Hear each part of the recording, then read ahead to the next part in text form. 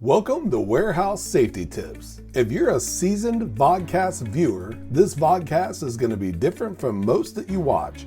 It's based around exactly what the name implies, warehouse safety tips. And since the people in this industry are busy, we know that time is money, so each episode will be as short and to the point as possible. And now, with all that out of the way, let's get to the vodcast. Hey guys, I just want to welcome you to a kind of impromptu meeting that I'm having here with my buddy Blaine Hoffmann. And I got to tell you, this guy is without a doubt the safety guy. Even though I do short little safety tips and tricks, Blaine is the guy who does long form and knows his stuff inside and out. Blaine, how in the heck are you doing? I am dynamite, Wes. You've taught me that word. I stole that from you. I'm doing great. I appreciate you just hanging out with me and talking with me. You know, our schedules are nuts, and we threaten to talk a lot with each other, like in this fashion. But when we can get together, it's always great. So I appreciate you having me. Well, it's my pleasure. I hear you have a couple tips for me. I do. We were going to talk about 5 safety tips for the warehouse environment, and a bonus. So there's technically 6, but you know, marketing wise, top 5 sounds better, plus a bonus. Sure, lay it on me. All right, the first one: slips, trips, falls. You know, warehouse, there's a lot of walking, there's a lot of moving around. So housekeeping is of paramount, and also designating. This is going to sound like a shameless plug, but it's not. There's a reason why we love Mighty Line floor tape. But not only are they a partner in safety for my podcast, but you know, they're near and dear to your heart as well.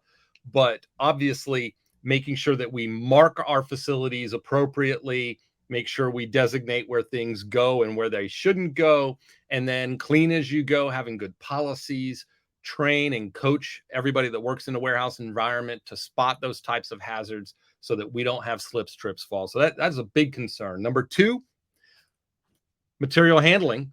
Obviously, it's a warehouse environment, so we're receiving, we are moving goods around, we are storing them, and then we're retrieving them and shipping them too.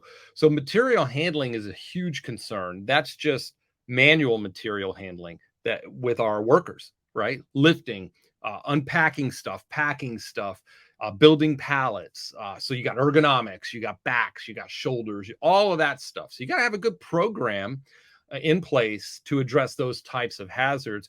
But then you have mechanical handling equipment, forklifts, powered industrial trucks, hand trucks, doesn't matter.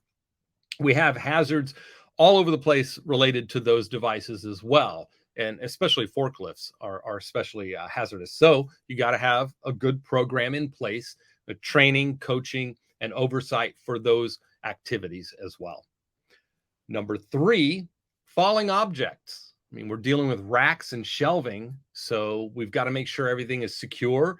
Everything from proper packaging, conditioning of the packaging and the pallets, stowing them properly, and respecting weight limits for the racks and the shelves that we're using, making sure that everyone's aware of those weight limits and proper placement of those materials, and designating areas where people can't go, but equipment can be present that has appropriate overhead protection, like on a forklift. So there are places where only forklifts can traverse these aisles, and you can't have any pedestrian traffic for that reason. So keep that in mind. Number 4, fire safety. This is one of those big concerns in a warehouse, especially if you have a lot of dunnage and excess material from packing or unpacking materials or goods that you're shipping or receiving. So a lot of paper, cardboard, packing material, stuff like that. How you store and dispose of those and where you keep them can be an issue when it comes to fire safety. So having a good fire prevention plan in place that teams up with your housekeeping program, which will also address the number 1 tip that we just covered, slips, trips, falls. They kind of all work together. So remember, fire protection, fire safety. And number 5, inadequate PPE. Make sure that the warehouse workers, right, are properly equipped and prepared for the work ahead.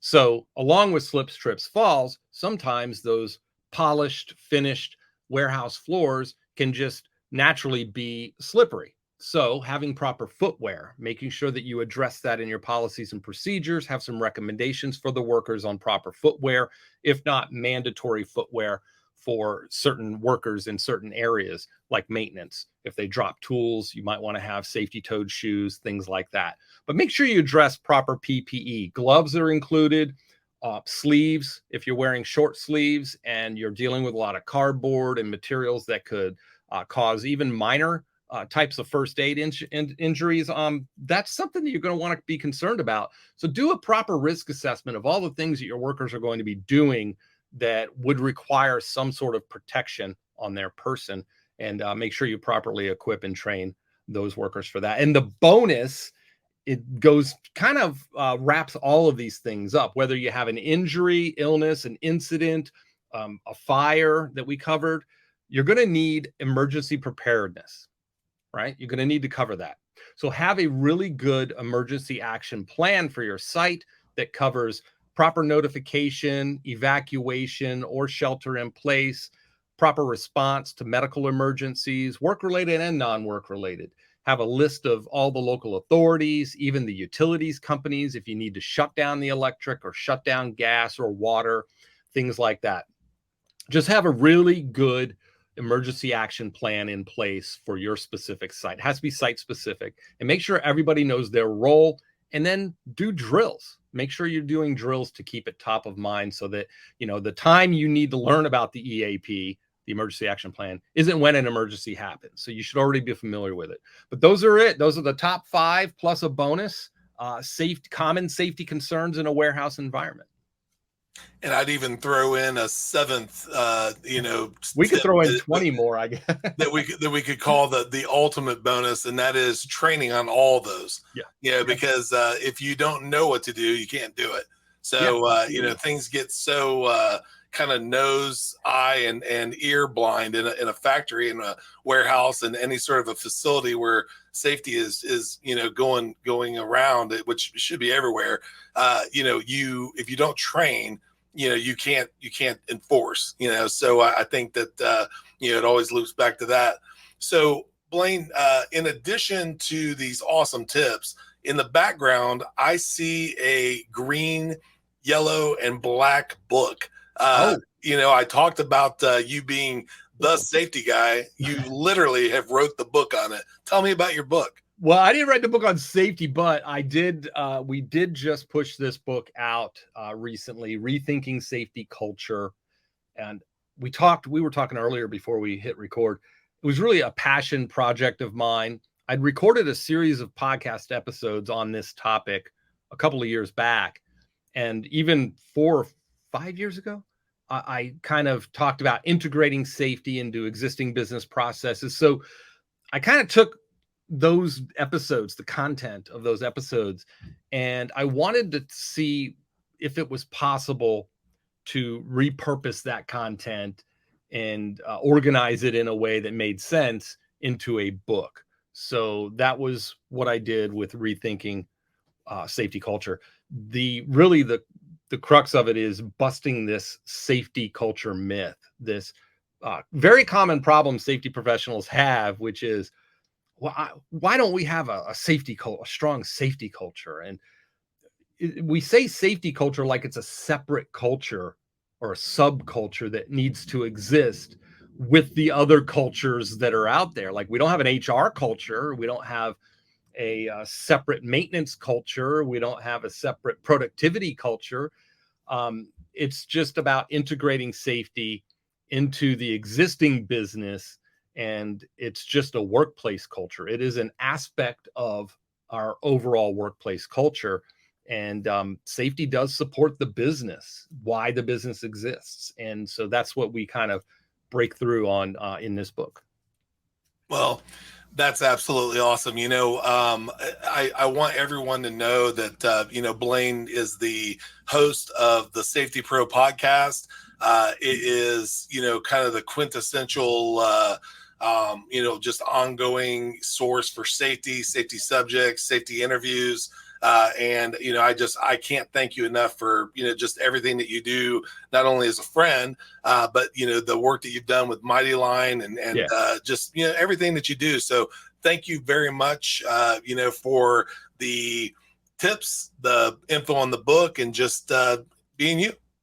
Thanks, man. I appreciate it, Wes. And not only you, but also, Alec, the team at Mighty Line has been wonderful and supported the podcast from way back, like the early days when I first started. I mean, I started in 2014 podcasting. So that right there has been huge for me. So I appreciate it. Well, it's easy when you get to work with awesome people like you. So, likewise. And the Mighty Line team as well. They're awesome. So, well, thank you very much. No problem, Wes. All right, brother. Have a dynamite day. Hey, you too. Before moving on, here's a word from one of our sponsors. If you've ever been to or worked in a warehouse, you know just how important safety is to both management and staff. It's almost impossible to go 10 steps without seeing safety tape, angles, signs, and/or safety products. It's these items that show us how to be safe and avoid danger in the workplace. And if you're looking for the best products to make this happen, look no further than Mighty Line. Mighty Line floor signs and floor markings offer the best industrial products out there. We're proud to have Mighty Line as the official floor sign and floor marking company for the Warehouse Safety Tips podcast and site. Go to mightylinetape.com/safety tips to request a sample pack of their incredible safety signs and floor markings. We hope you enjoyed this episode of Warehouse Safety Tips. If you visit warehousesafetytips.com, you'll find the show notes for this episode and access to all of our blog posts, previous podcasts, advertiser information, and much more. Thank you for listening to Warehouse Safety Tips, and have a safe day.